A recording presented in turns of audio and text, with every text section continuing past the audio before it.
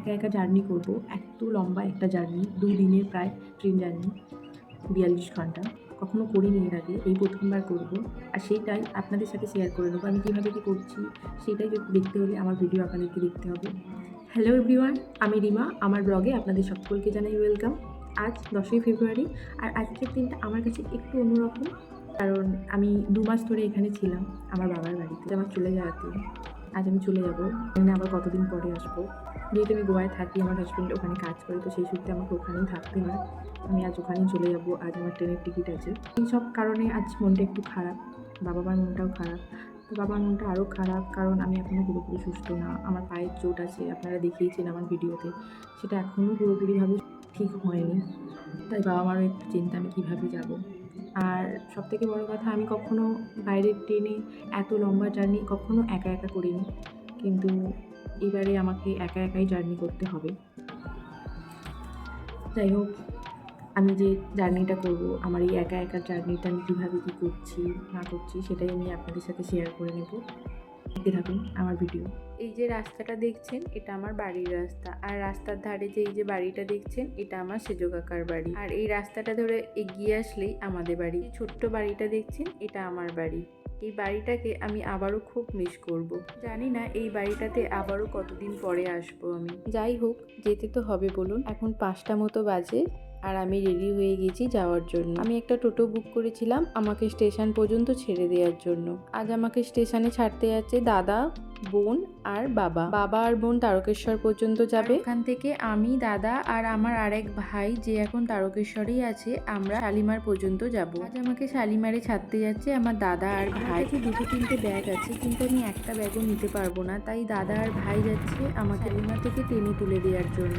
আমাদের বাড়ি থেকে তারকেশ্বর স্টেশন পর্যন্ত যেতে এই টোটো করে প্রায় 1 ঘন্টা মতো সময় লাগবে। তাই আমরা সময় হাতে নিয়েই বেরিয়েছিলাম। আমরা 4:45টার দিকে বেরিয়ে গিয়েছিলাম, কারণ 6:10-এ একটা ট্রেন আছে, সেটা ধরবো বলেই বেরিয়েছিলাম। তো আমাদের আসার সময় যেহেতু রেলগেট পড়ে গিয়েছিল, তাই আমাদের আসতে অনেকটা সময় লেগে গিয়েছিল, 6:05 মতো। তারপরে ওই 5 মিনিটের মধ্যে ওভারব্রিজ টপকে গিয়ে আমি আর ট্রেনটা ধরতে পারিনি। আমাদেরকে পরের ট্রেনের জন্য অপেক্ষা করতে হয়েছিল। ট্রেন আছে প্রায় 1 ঘন্টা পরে, তাই বোন আর বাবা যেহেতু ওই টোটো করেই ফিরবে, ওদেরকে চলে যেতে বললাম। আমরা 7:10-এর ট্রেনটা পেয়েছিলাম, আর আমাদের তারকেশ্বর থেকে হাওড়া প্রায় 1 ঘন্টা 45 মিনিট মতো সময় লেগে যায়। তাই এসে আমরা বাস ধরে নিয়েছিলাম শালিমা আসার জন্য। আর এখন 9:30 মতো বাজে, আমরা শালিমায় পৌঁছে গিয়েছি। এসে দেখলাম ট্রেন দিয়ে দিয়েছে, কিন্তু গেট এখনো খোলেনি। আমরা একটু বসে ওয়েট করছিলাম কখন গেট খুলবে। আমাকে ট্রেনে তুলে দিয়ে আবার দাদাকে আর ভাইকে বাড়ি ফিরতে হবে। আমাদের হাওড়া থেকে তারকেশ্বর পর্যন্ত 11টায় লাস্ট ট্রেন আছে, ওদেরকে ওটা যে করে হোক ধরতেই হবে। এখন 10:30 মতো বাজে, আর ট্রেনের গেট খুলে দিয়েছে। তাই দাদা আর ভাই মিলে আমার ব্যাগগুলো আমার সিটে তুলে দিচ্ছিল। এর কাছে আর 30 মিনিট মতো সময় আছে, এর মধ্যে ওদেরকে হাওড়া স্টেশনে পৌঁছাতে হবে। তাই ওদেরকে বললাম, তোদের আর ওয়েট করতে হবে না, তোরা চলে যা। জানি না কেন, যখন দাদা আর ভাই চলে যাচ্ছিল তখন মনটা খুব খারাপ হয়ে গিয়েছিল। তাই একা বেশ কিছুক্ষণ বসেছিলাম। আসার সময় বাড়ি থেকে কিছু খাবার এনেছিলাম, রাতে ওটা খেয়ে ঘুমিয়ে পড়েছিলাম। সকালে ঘুম থেকে উঠে দেখলাম আমার পাশের সিটে এই দিদিটাদের সিট পড়েছিল। আর এই বাচ্চাটাকে দেখছেন, এটা এই দিদিটার ছেলে। যে কি দুষ্টু একটা ছেলে, এই দুটো দিন ওর সাথে কাজ করে আমি বুঝতে পেরেছি।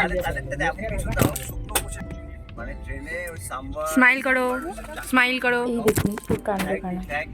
বদমাস, বদমাস, বদমাস।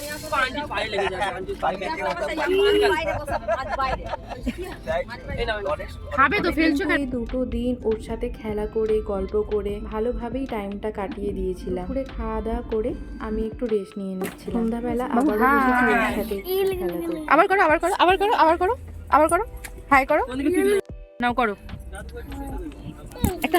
একটা ফ্লাইং কিস দিয়ে দাও। পারো না?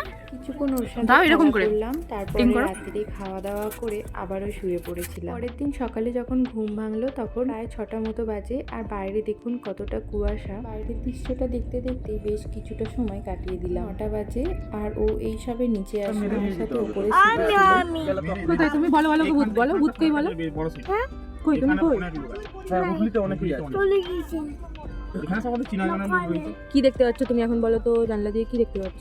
এই দেশে খুলে দাও। বাঙালি বেশি আছে। খুলে দেবো? খোলা যায় না, ওরা বন্ধ করে দিয়েছে, খোলা যায় না।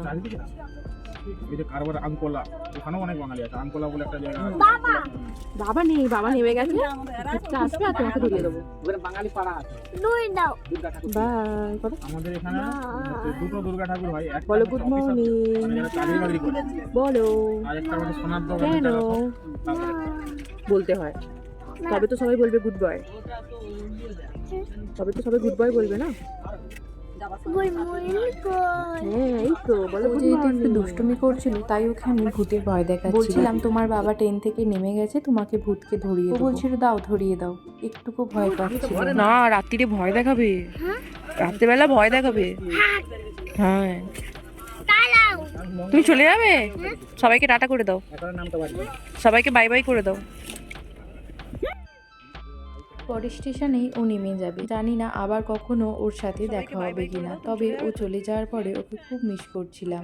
আর এখন প্রায় 2টো বাজে আর আমরা এখন দুধসাগর ক্রস করছিলাম। আপনাদেরকে আমি বর্ষার সময় যখন আসছিলাম তখনই দুধসাগরের ভিডিওটা দেখিয়েছিলাম, কিন্তু এখন দেখুন প্রায় শুকনো বললেই চলে, আগের মতো অতটা জল নেই।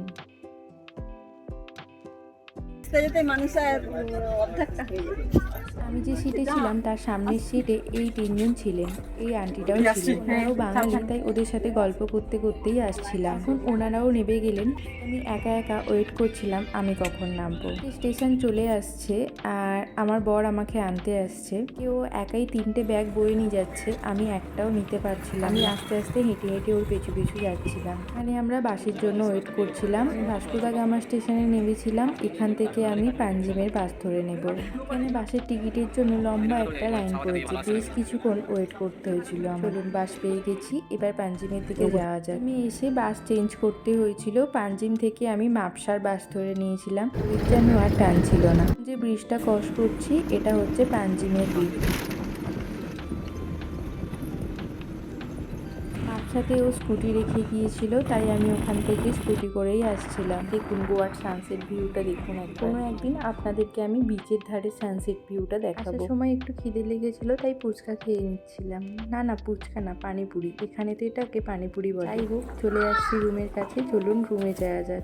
এই হচ্ছে আমার ছোট্ট একটা রুম। কোনো একদিন আপনাদের সাথে আমার এই ছোট্ট রুমটার একটা ভিডিও শেয়ার করে নেব, যদি দেখতে চান কমেন্ট করবেন। আজকের ভিডিওটা এই পর্যন্তই। আমার ভিডিও ভালো লাগলে লাইক কমেন্ট সাবস্ক্রাইব করে পাশে থাকবেন। নমস্কার।